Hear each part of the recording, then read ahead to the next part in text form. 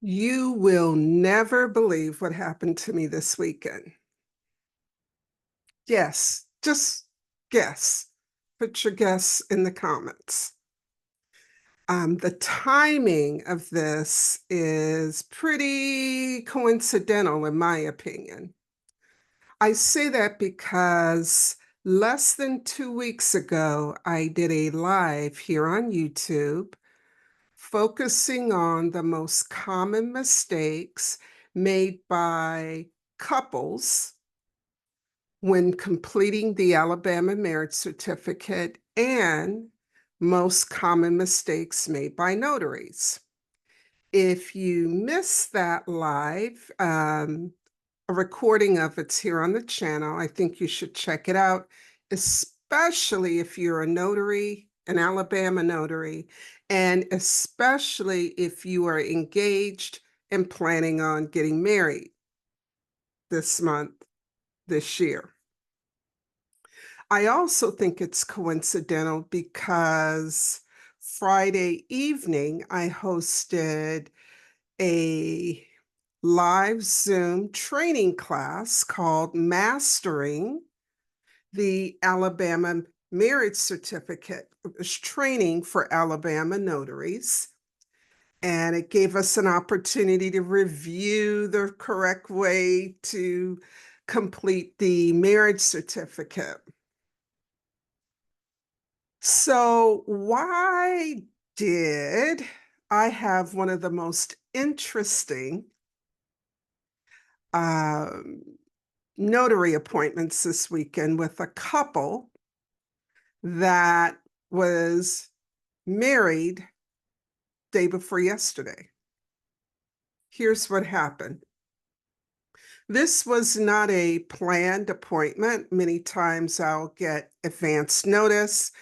When the call came in from the groom, I could tell there was a little bit of sense of urgency. I knew I had time in my schedule, and we planned to meet at the location where the wedding would be taking place later. I made sure I asked, do you have the marriage certificate? Is it already completed? Yes, yep, all ready for you. And when I got there, they both were ready for me, which was really nice. That doesn't happen all of the time. The groom handed me the form. I glanced at it, and immediately my heart sank or sunk. Why? Because I quickly noticed that the groom had used middle initials instead of complete middle names on the certificate. This was done for the groom, for the bride, and for the parents. So I took a deep breath and I said, listen, you're not going to like this, but I am 90% sure if we proceed and I have you sign this and I notarize it, it will be rejected because of the middle name not being spelled out. I could see their disappointment, but the hotel where we met at has a business center. And so the groom was able to go to the business center, redo the form, print it out while I waited. It didn't take that long. And they were very appreciative. Handed it to me. Yes, middle names were spelt out. And then I asked,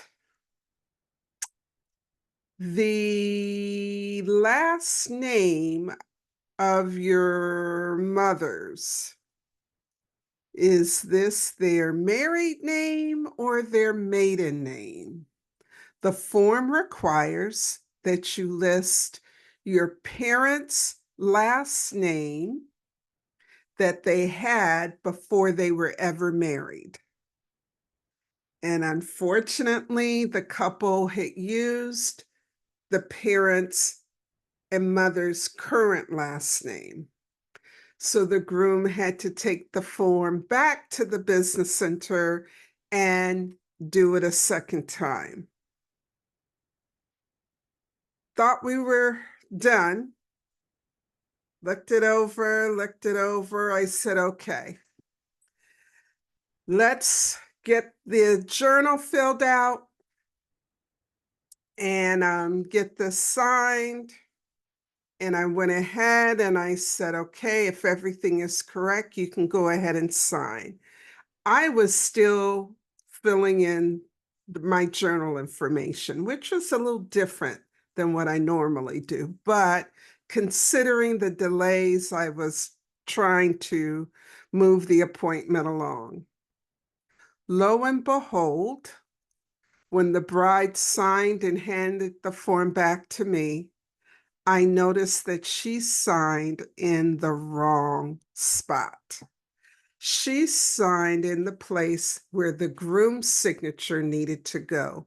Yes, I tell you, the Alabama marriage certificate form is very unique. It's very easy to make mistakes. I told the bride, I apologized to the bride because I feel as the notary, I should have watched her sign. I did see her sign. I just didn't pay attention where she was signing on the form. So here we go, a third time back to the business center to redo the form and start over. I commend the couple.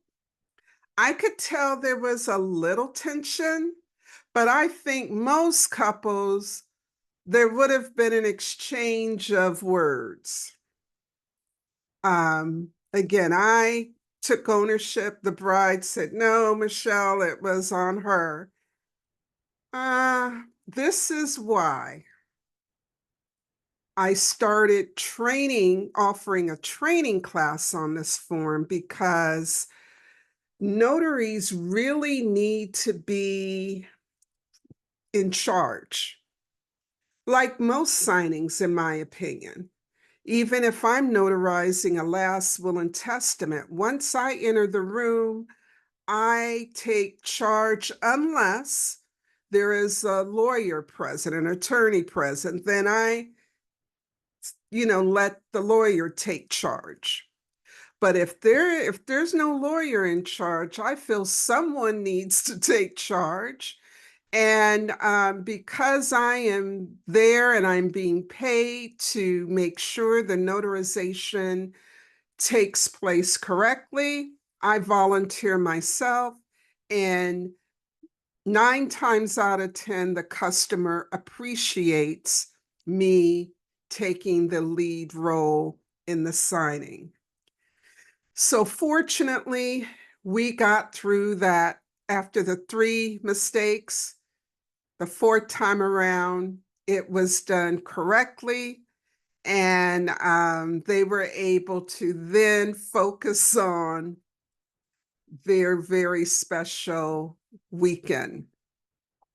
And so while I do not have another class on the calendar yet, I will be putting another Alabama Marriage Certificate training on the training schedule. If you have not gone through it and you would like to add this type of notarization to your notary bag and skills, I want to encourage you to sign up. And if you choose not to, that's fine. But then I highly recommend that you log on to the Alabama Department of Public Health website and spend quality time doing self-study, because there's a lot of good information in the FAQ section and the instruction sheet that should put you in a good place. So yes, it's easier than you think to make a mistake on the Alabama Marriage Certificate. I wish you well in your journey as an Alabama notary, and if you're a prospective bride, groom, spouse preparing for your special day, it really is up to you to fill out that form correctly. And I encourage you to take your time, follow the instructions, and get it right the first time.